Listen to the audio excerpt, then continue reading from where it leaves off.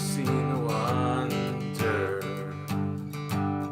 the glimmer of her sight,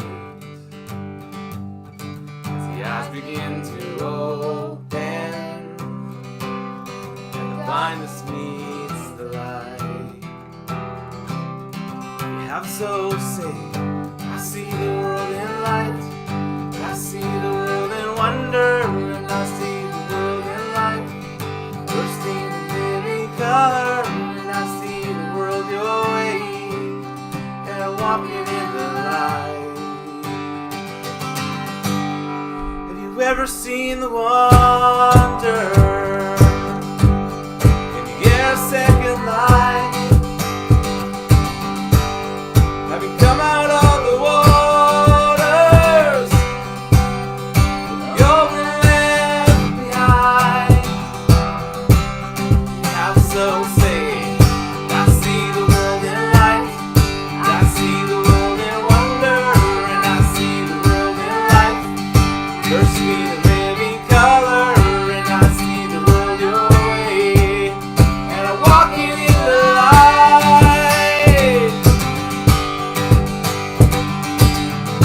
I see the world in grace, I see the world in gospel, and I see the world your way, and I'm walking in the light. Yeah, I'm walking in the wonder. You're the wonder in the wild. Turn the wilderness to wonder. Do I say, I see the world in love, I see the world in freedom, and I see Jesus' way. You're the wonder in the wild.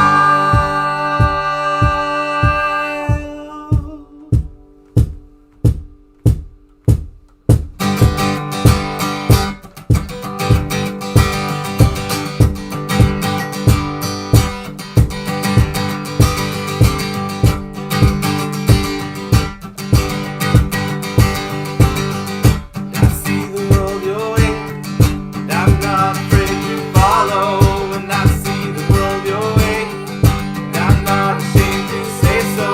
And I see Jesus' way, and walking in the light.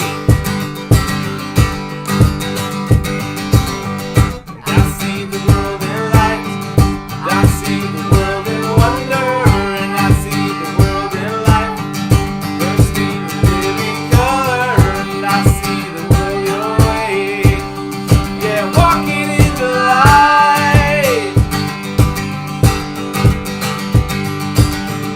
I see the world in grace, I see the world in gospel, and I see the world your way, yeah, walking in the light, yeah, walking in the wonder. You're the wonder in the wild. You're the wilderness to wander. Do I say, I see the world in love, I see the world in freedom, and I see Jesus' way. You're the wonder in the world.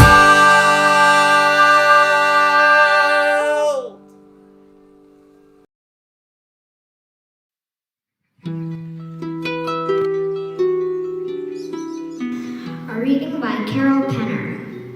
The world is filled with the glory of God, and we say thank you. The hills and valleys are filled with color, and we say thank you. The vines and trees are filled with fruit, and we say thank you. Our tables are overflowing with food, and we say thank you. Our life is filled with love of family and friends, and we say thank you. We fill this house of God with our voices saying thank you. May the words of our mouths and the meditations of our hearts be acceptable to you, O God. As we enter the service of this Thanksgiving praise.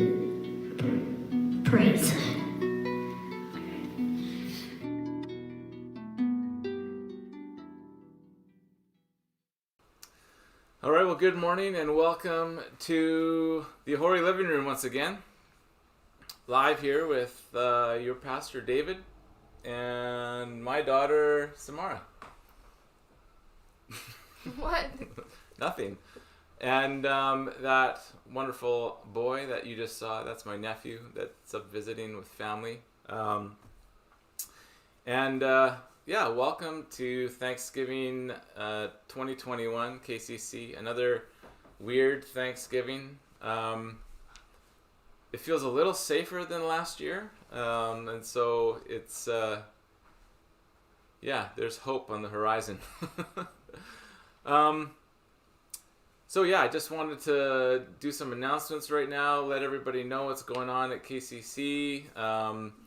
To stay up to date, the best way is to join the email list, and then every week we send out an update on what's going on, where church is. I don't think anybody showed up at this church building today. And so yeah, if you want to know what's going on, check into that email. You just go on like the church website, email the church, and then we'll email you back and we'll get you onto the email list. So if you are so inclined to want to financially help out here at KCC, be a part of the financial part of KCC mission, we would love for you to donate through e-transfer, or you can write a check and drop it off, or all the old traditional ways. So, also, this service is live. So, good morning from North Vancouver. Oh, that's the Noons. The Noons are in North Vancouver this morning. That's cool. And good morning to Fran and some other people who haven't posted, so I don't know who you are. But welcome and good morning. Throughout the service, totally feel free to post into the chat, and I'll be monitoring the chat. Today's all sort of about sharing your perspective, the family of KCC. So I'd love for everybody to feel free to post comments in the YouTube chat box. If you have my cell, you can actually text me like Judith just did. So Judith, hi Judith.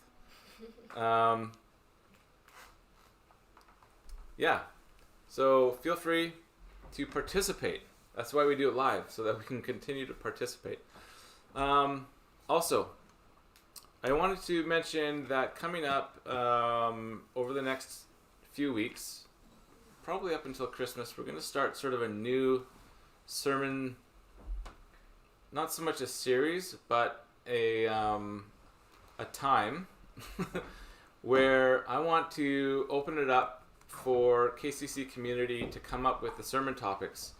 And so if there's a topic that you're really interested in that you haven't heard at KCC or anybody preach on, then you can post it in the comments today, but I'd rather just email me dio.kaledenchurch@gmail.com and then we'll see if we can do some of your ideas for sermon topics. And so think of like life's hardest questions and feel free to ask it. I most likely won't have the answer, but we'll talk about it at least. So, and Jeff is here. Good morning, Jeff. And Leslie. And Katie. Good morning, Ruth's family. Jacoba, it's not too late. You can still come and we can do an interview. She's not gonna do it. I'm kidding. Okay, we're gonna start with a fun song that most of you should know. And I added a little verse at the end, and you'll see it.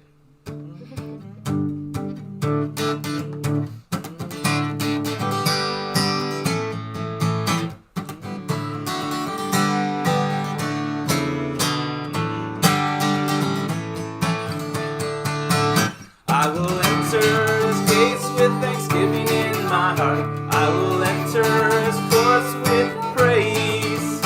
I will say this is the day that the Lord has made. I will rejoice, for he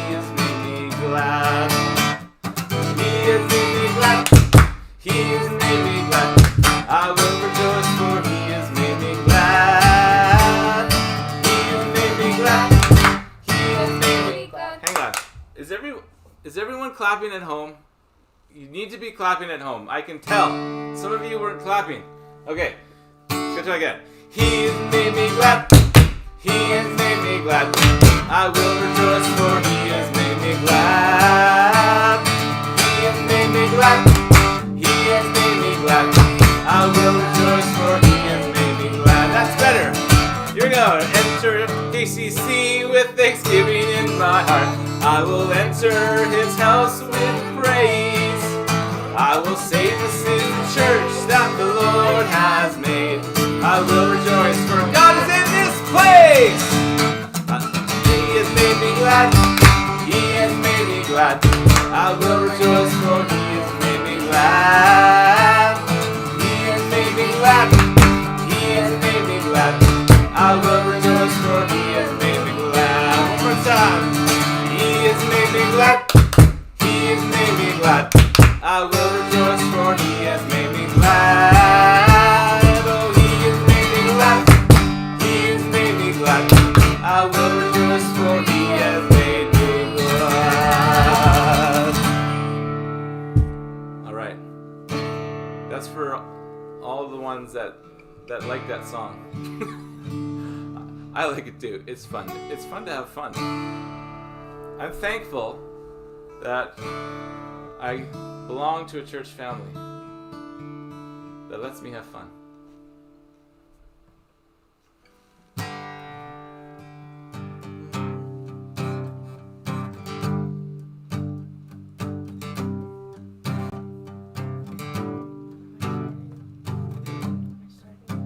No. So over the past number of weeks, we've been focused on church mission, kind of looking at the big picture. But of course, church mission wouldn't really exist without all the individuals that are part of it. And in some way,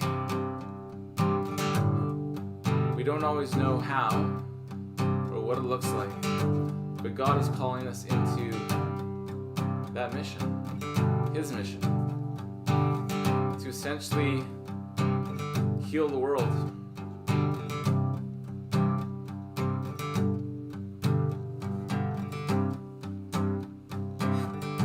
You choose the humble and raise them high. You choose the weak and make them strong. You heal our brokenness inside and give us life. The same love that set the captives free, the same love that opened eyes to see, is calling us all by name. You are calling us all by name. The same God that spread the heavens wide, the same God that was crucified, is calling us all by name. You are calling us all by name.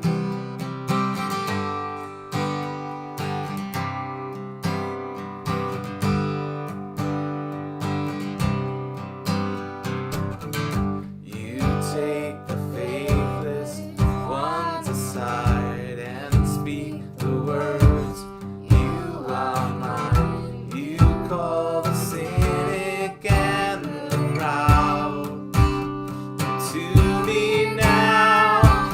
The same love that set the captives free, the same love that opened eyes to see, is calling us all by name.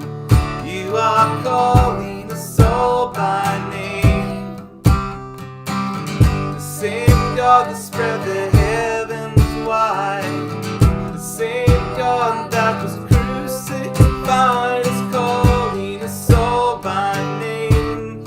You are calling us all by name. Oh, oh, oh,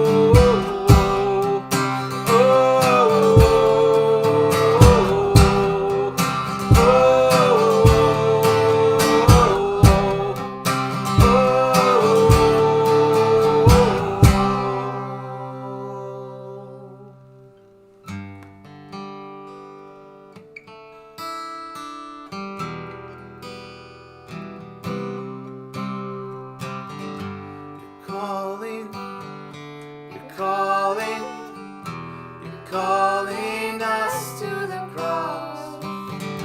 You're calling, you're calling, you're calling us to the cross. You're calling, you're calling, you're calling us to the cross. You're calling, you're calling, you're calling us to the cross. The same love that set the captives free, the same love that opened eyes to see, is calling us all by name. You are calling us all by name. The same God that spread the heaven wide, the same God that was crucified, is calling us all by name. You are calling us all by name. The same love that set the captives free, the same love that opened eyes to see, is calling us all by name. You are calling us all by name. The same God that spread the heavens wide, the same God that was crucified, is calling us all by name. You are calling us all by name. You're calling, you're calling, you're calling us to the cross. You're calling, you're calling, you're calling us to the cross. So this morning we want to spend some time sharing. I have some pre-recorded interviews that we're going to watch, and essentially we want to spend time this morning thinking about, well, what is our purpose in this big, wider purpose? And what is our role in KCC? And we talked over the last number of weeks about this idea of the inner journey of KCC and what we do as a church to foster community and to grow in our understanding of the gospel and how that plays out. And then as we make that inner journey and as we grow and learn to love and receive love, then our mission outward, our journey outward, is this overflow. But of course we know that the church hasn't always got it right. Sometimes they've neglected that inner journey. Sometimes their mission of love was a mission of forcing love, which is really dominance. So we're going to spend some time this morning just reflecting on that kind of stuff. And again, feel free to post in the YouTube chat box your thoughts. The questions that I sent out in the email this week, they're actually posted in the details in the YouTube video that you're watching right now. So I encourage you guys to participate. So, Maya, let's roll the first interview. Okay, I'm here with Tamara Nunes, and we're doing a little interview for Thanksgiving Sunday. We're talking about mission, and that's something that we've been talking about for the last few weeks. And so I want to start our conversation just asking about mission and sort of the church, like the Big C church, so the whole, like this wide church. And if you can think of any, examples of where the church has, in your opinion, missed the point of it all in regards to mission. Okay.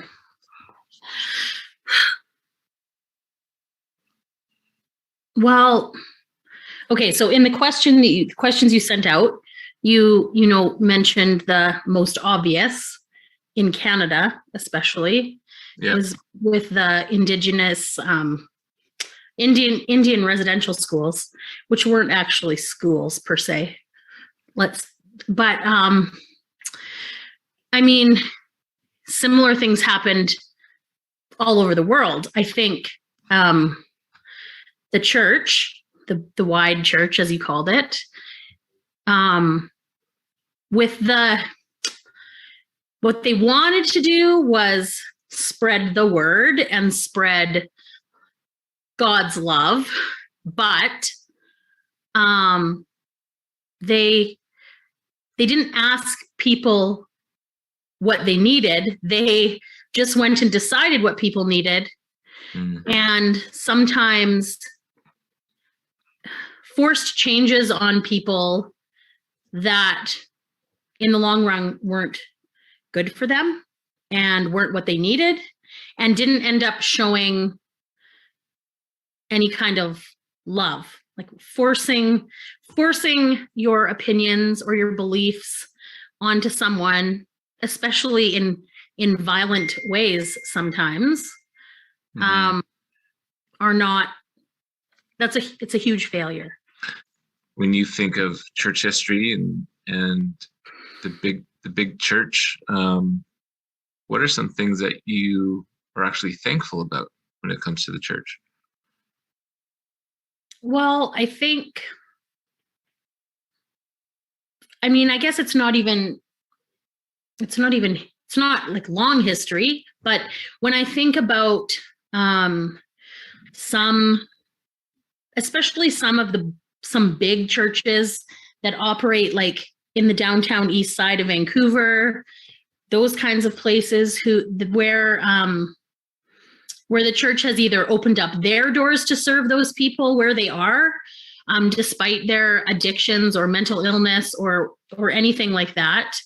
And they didn't open their doors and ask them to come in and become like them or become Christian even. They just invited them to come in to, my phone's ringing. Okay, just let me answer this and we can, just a sec. I'm so sorry. We're back. Tamara she had a very important phone call to take. Sorry. That's okay. So we were talking about some of the things that maybe the church has got right over the years. Yeah. And so I was talking about just one of like the churches that come to mind is the one, and I can't remember the name of it all. I always forget, but there's a big church downtown east side Vancouver that welcomes people in, and it doesn't matter who they are. They don't have to go to that church. They don't have to become Christian. They don't have to do anything except come there, and they feed them and they give them counseling sometimes. And the church has the wider church. There's lots of examples of that where the church has done good things, where they've run soup kitchens or shelters for people to sleep in the winter, and they're offering that with no expectation of anything in return. They're just showing those people love. And I think that we get that right a lot of the time, but I think also that's not what's seen all of the time, because like good stories are often negative ones. So when we think about KCC, what comes to mind as far as, the mission of KCC and what are you thankful about this community, of this church community? Well, personally, I'm thankful for people who are willing to learn new things or unlearn things. Over the last few years, we've done book clubs or movie series where we've talked about residential schools or just the way Indigenous people have been treated in Canada. And I learned some of the most I've learned about the residential school system, I've learned through series offered through our church. We've done series on mental health. We've done series on like the environment and climate change and things like that. And I think we've opened that up to people in the community. People have come. And I think we've tried to make KCC a place where people are welcome, and they don't have to come to church to learn with us about how to love each other, take care of each other, things like that. So there's two themes that I hear you saying, and one is you're thankful that KCC is so welcoming, to the community, and not, it's not just about serving the people that call KCC it's their home church. Yeah. The other thing, we kind of recognize that the church has missed the mark, and so we're always kind of making sure Yeah. I think that we're on the right track, and not assuming that we know it all. we're willing to grow and change in our beliefs. The world hasn't stayed the same for over 2,000 years. Society isn't the same, and we need to figure out how to do our mission in the world we live in now, not the world as it was 2,000 years ago, because it's a lot different. So I think it's important that we look at how we've done things in the past and how we can do things better. And I think we do a pretty good job of that. I do. So yeah, and I'm really thankful for that. Yeah. Cool. Well, Tamara, thank you for your time. And You're welcome. I hope that you are enjoying your lovely Thanksgiving time away.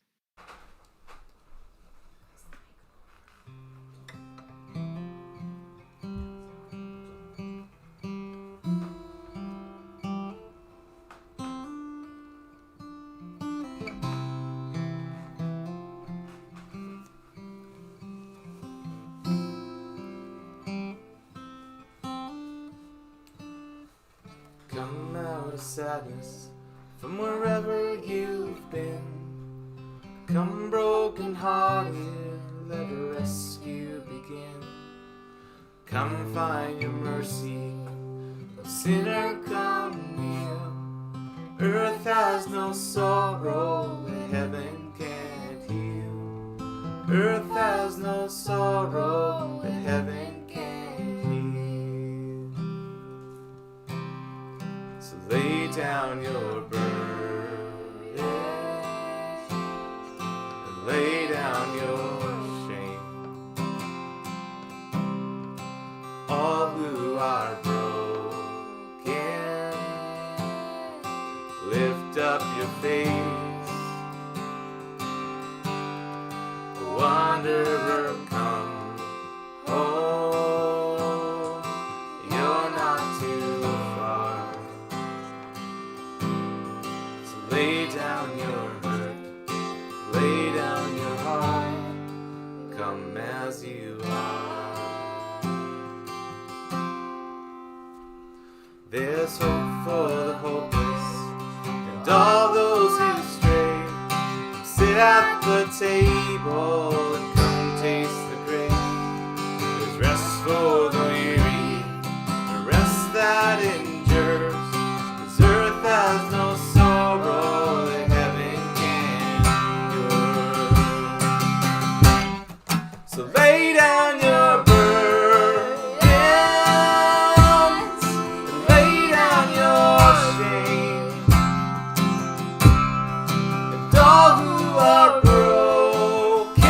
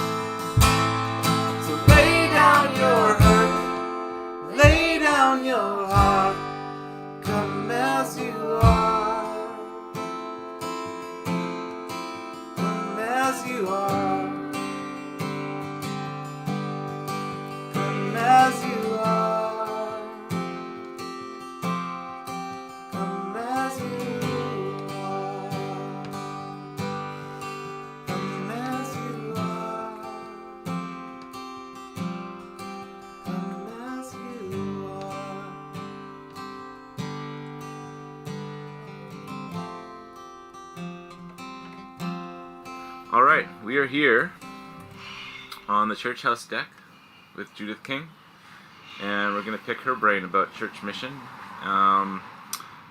So Tamara talked a little bit about sort of the wide church, like, you know, the global church, and you know, where they've missed the mark. I wanted to actually ask you if you have maybe some more personal experiences where you've experienced the church missing the mark or failing in its mission. Sure. Maybe that's why I struggled with the church until I came to this one. Through my 20s, 30s, 40s, 50s. Because I was in churches where, or tried to be in churches where I didn't necessarily agree with not so much what the pastor was saying from the front, but what I saw happening in the church, or the beliefs of people in the church. I'd say I started feeling like we were just way too judgmental. Mm-hmm. So being invited to go picket outside an abortion clinic, for example, which to me is not what the church... I see the church as a place where everyone's welcome. Mm-hmm. Here's the love of God. Yeah. Here we're going to model what Jesus would do. It's a great example, though, that the fight against abortion is a great example of where the church looks at its mission of saving, mm-hmm. you know, and this mission of love, mm-hmm. That they're out there to save babies. But as they're on this mission of love, they're portraying an image of hate, mm-hmm. almost. Yeah. It's a really interesting dichotomy there. So, and I think that's what the women who are entering the abortion clinic are going to feel. Yeah. They're not going to feel like, oh, these people love me and support me and care about me. And to me, it doesn't matter whether you agree with abortion or not. Yeah. That doesn't count to me. It's more you're representing a group of people that should have open arms. Mm-hmm. So I struggle with any decisions we make that judge people. And there's a fellow that I know who's from Guatemala who was wanting to return. But 2 people a day are dying in his village from COVID because the churches, the North American churches that have moved into Guatemala, are preaching that you have no faith if you get a vaccine. Oh. So many thousands of people in Guatemala are not getting vaccinated because it means they have no faith. Interesting. So when he phoned home to his village, they were really upset that he'd been vaccinated and really worried about his faith.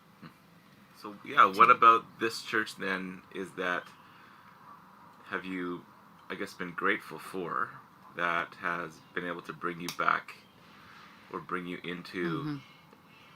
what this mission is? Well, this church, I find, is open. Open to learning, open to growing. People disagree with each other on things that happen. Some people would for example, some people hate circles. When we share in circles, but they don't stop it from happening. They don't say we can't share in circles. I'm uncomfortable. I don't want to share in a circle. It doesn't mean the church shouldn't have circles. Mm-hmm. Some people, I'm sure, would like it more louder. Some would like it more quieter. Some mm-hmm. It's just. And we've had people over the years since I've been here who come into the church who are not together, mm-hmm. and they find a place there. Yeah. And in lots of churches, I've heard lots of people say, I have to get my act together before I can go to a church. And I don't think people feel that here. Mm. I think the church probably is still seen by lots of people as, I can't go to that. I can't go to any church. Mm-hmm. But so they're afraid to walk through the door. But I think if they did, they find this potpourri of people who are, who care. So that's sort of speaking to the inner journey of KCC. So what about KCC's mission to sort of the community? Are there things that you've been thankful about that? Well, I'm thankful about the hub. I'm thankful that the church... The hub is, for people... The hub is came out of our values, our visioning, about 2013 maybe, or 14, where we worked with the community to provide assistance to the community. Yeah. And it's still functioning. I don't know how long it'll function, but it's still functioning as one way of showing people that we care. Yeah. You know, offering food, offering rides, offering prayer. Mm-hmm. That's one thing. The church has been open to people from the outside, like the women's group.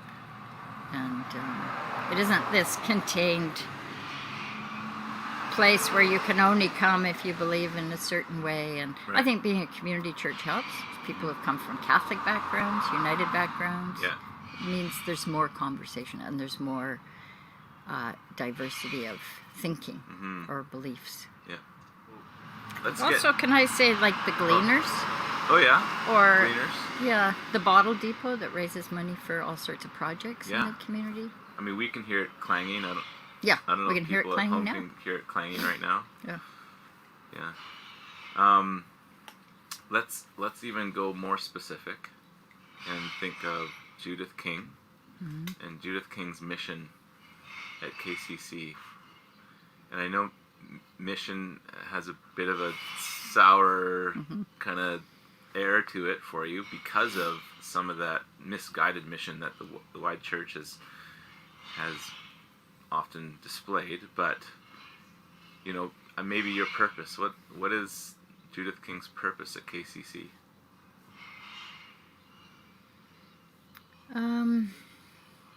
Well, when I first started coming, I came because Mom and Dad came. I didn't really think there'd be a place for me here. Then I was invited onto council, which was a bit of a shock to me. But I think I've kind of grown into this wanting to be part of a community of people that don't just talk Christian talk, but actually try to live out their beliefs in the community, in the world. And that to me means appreciating diversity and not just putting up with it, but actually appreciating it and listening deeply to people who think differently than us, and not being afraid of having difficult conversations, not being the kind of church that's on the news where, you know, I'm going to that rally because Jesus' blood is over me. You know, we're not like that. And So you sort of see your purpose as promoting that culture at KCC? Yeah. and offering gifts. Everybody, I really believe everybody in every church, every person in the world has gifts. And I've seen that in education with kids who people think have nothing to give. They have deep gifts, and part of my purpose in life, I think, is to reflect back to children anyway, and hopefully to adults, that they have lots of gifts to show. And I think in this church, one of the cool things is you can show your gifts and no one goes, oh my gosh. So, thanks, Judith. You're welcome. Thanks for sharing. And back to me.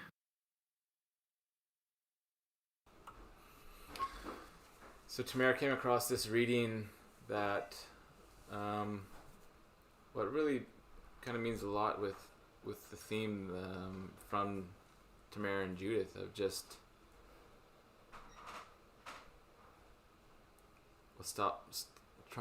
as a church trying to stop acting like we've got it all together or know it all or have everything right, and this is by Nadia Boltz-Weber.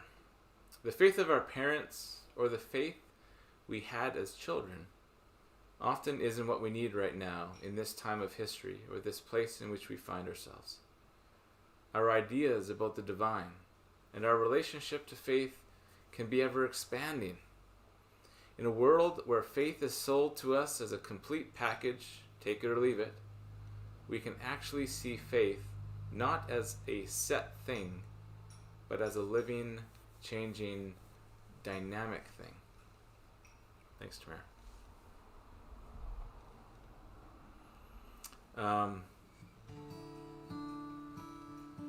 And thanks, Judith. And that idea of judging others, it's tied into this sense that we have to be right all the time. And what supports our being right is noticing and calling out people that are wrong. But the gospel, that's not the gospel message. The gospel message is we're all in the same boat. And because of Christ and because of what he did, we don't have to be totally right all the time. And so this song is based off of I forget now. Is it Galatians or Ephesians? Where Paul is talking about, well, Christ died so that we didn't have to worry about the rules.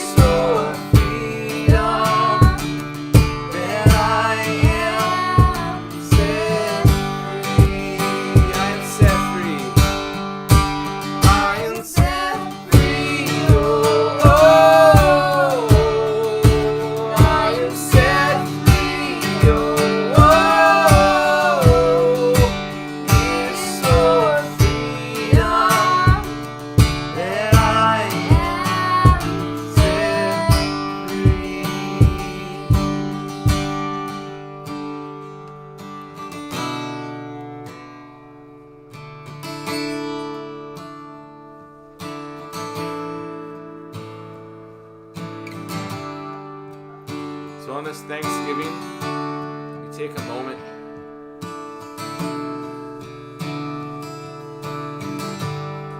to focus on that grace, on the freedom that we receive, to be thankful for his grace.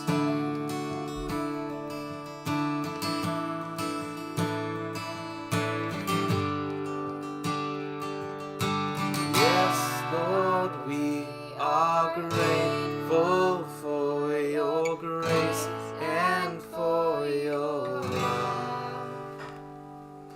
Yes, Lord, we are grateful for your grace and for your love. Yes, Lord, we are grateful for your grace and for your love. Yes, Lord, we are grateful for your grace and for your love. You are the hand that reaches out to save, and I am set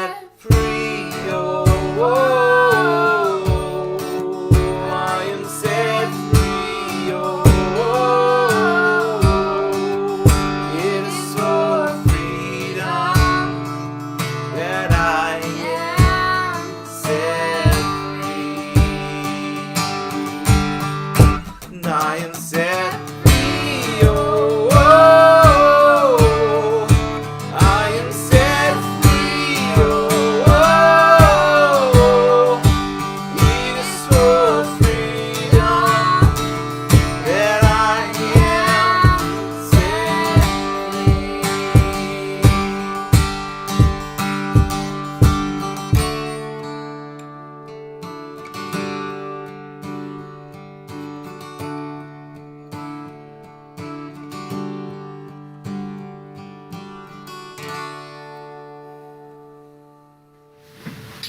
So I'm here with my son Nehemiah, and this is really exciting because I have no idea what Nehemiah is going to say.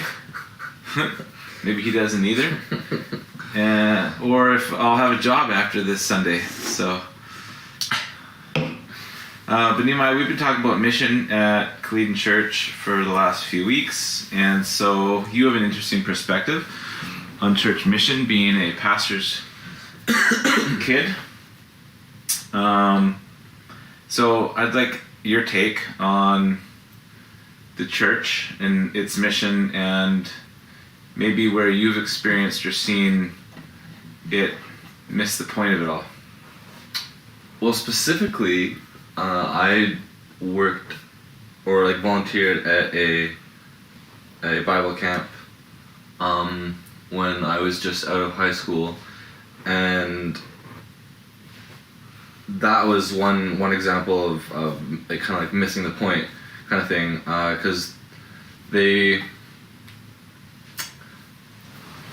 their whole kind of intent with that like was to like spread the gospel and you know like teach kids about Jesus and stuff like that, and I found that their approach was very misguided in that they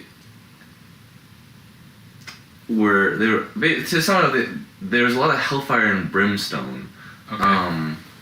So you've got all these kids and you're trying to show them like God's message and the like, and you're in this situation you're essentially like using scare tactics to get kids to like devote themselves to Christianity, and in which cases like I saw it happen multiple times where the kids were like, yeah, like I'm gonna be Christian now because hell sounds scary, Right. like just the complete opposite of why, like of what you're trying to spread. Mm-hmm. So instead of wanting to join this movement of love and good news, we're trying to escape from eternal punishment. Exactly. Yeah. It's like Yeah. So then, is there anything else?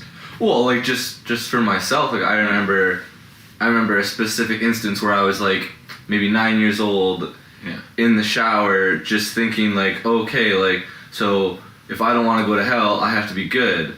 Right. But if I'm only being good not to go to hell, isn't that just selfish? And so I had this like struggle, like not like freaking out, not wanting to live in eternal punishment, Yeah. but not knowing what constituted being good enough not to. So in other words, the church sort of gave this 9-year-old an existential crisis. I mean, you had a few of those when you were young.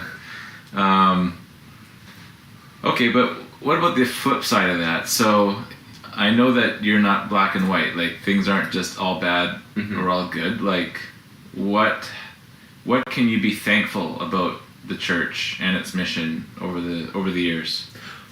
Well, in its like attempts to spread the good news, they've done a lot of like good things, I guess you could say. Like, well, like I don't know how much I agree with like missions trips overall, but the things there have been some things accomplished in missions trips, like the building up of communities and the supplying of like very important resources to like humanitarian. exactly, like humanitarian efforts. But what about you specifically?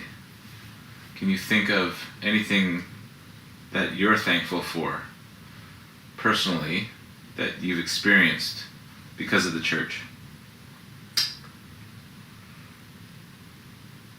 Well, I guess like the biggest thing is community, and I think that's like the original intent of the church, is to have this place where you're welcome, and not like that. I've always felt 100% welcome at churches, but a lot of the times, like, it has been a place where you're kind of accepted, and where you can like come together and with some like-minded people to discuss or observe faith, I guess. Mm-hmm. And of course, you've seen where those communities aren't accepting. Yeah. I can think of Christian school for one example. Yeah. Is there like a specific example where you did experience that authentic welcome? Yeah, so when I first moved to Kelowna, I didn't go to church like ever, and I think like maybe my third year in Kelowna, I decided to go to Trinity with Mom. Yeah.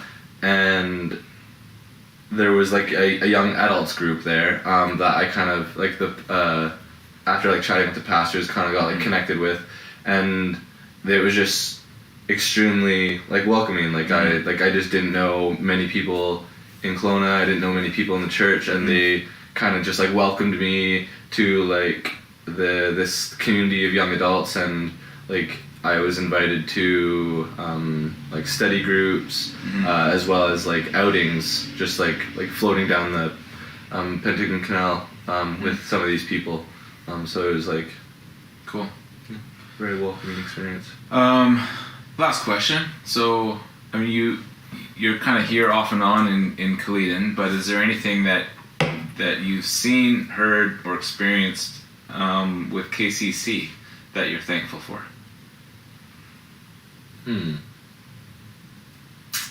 Well, I don't know what personally thankful for, but like seeing some of the efforts and like the outreach programs, like there was like the hot dog drive, as well as the way the church reacted to the ongoing matters with the Indigenous communities.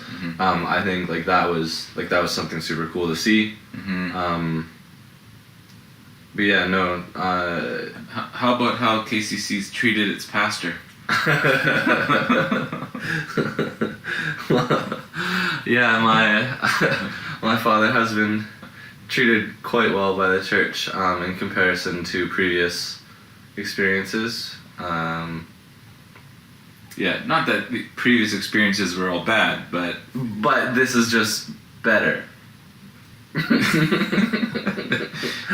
There has been some demonstrations of love and welcome from KCC that to go above and beyond the average, I think, for pastors. So, yeah. All right. Well, thanks, Nehemiah. No problem. All right. Back to me and you, because right now you're running the media for this service.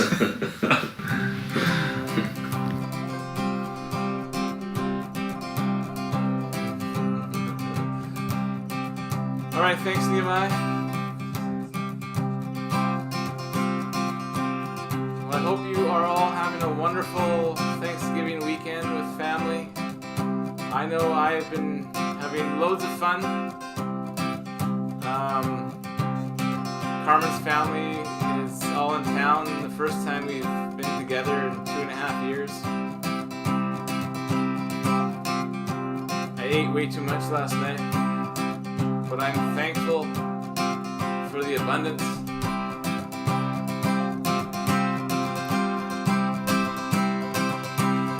May you have a glorious, wonderful, family and friend-filled weekend. May you pause to remember the things to be thankful for. May you be grateful God who calls us into mission, calls us into the healing of this world, the spreading of love. Joyful, joyful, we adore you, God of glory, Lord of love. Hearts unfold like flowers before you, opening to the sun above. Melt the clouds of sin and sadness, drive the dark of doubt away.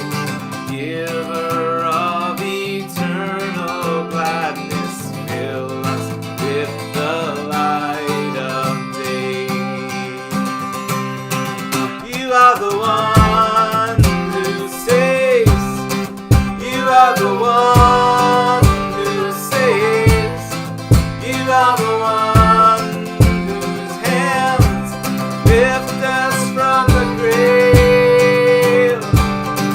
You are the light of life, the everlasting day. You are the one who takes all our sins away. You are giving and forgiving, ever blessing, ever blessed, fountain of the joy of living, depths of happy rest. You are the one who saves. You are the one who saves. You are the one who saves. You are the one whose hands lift us from the grave. You are the light of life, the everlasting day. You are the one who takes all our sins away.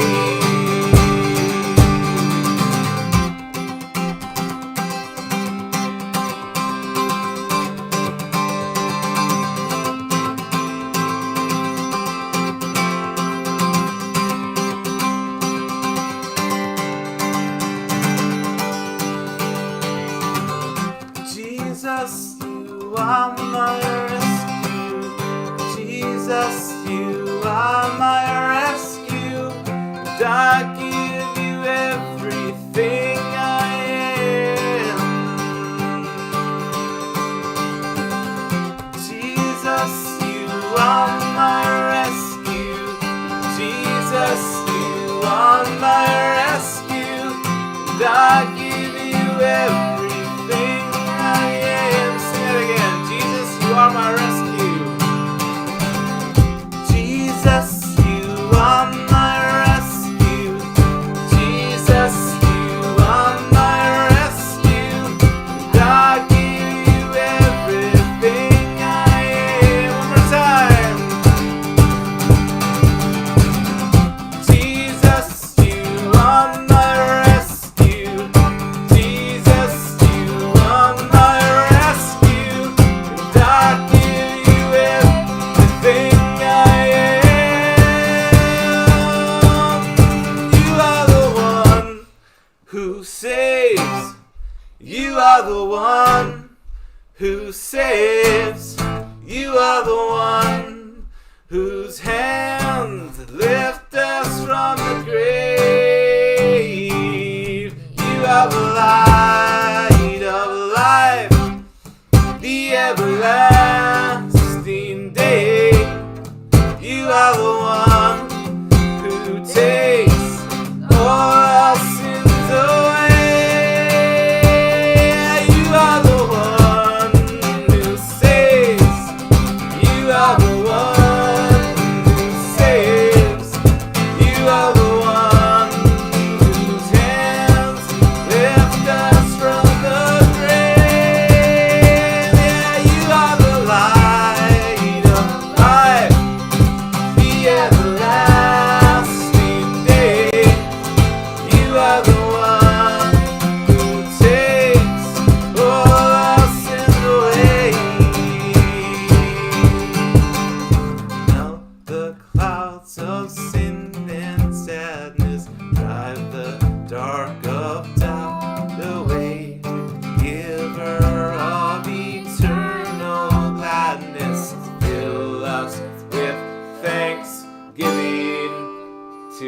day.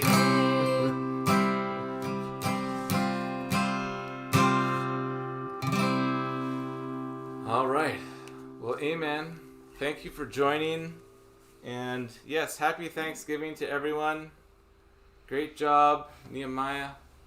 Thank you for being here, because the Noons abandoned me on this Thanksgiving weekend, so I had nobody to help me.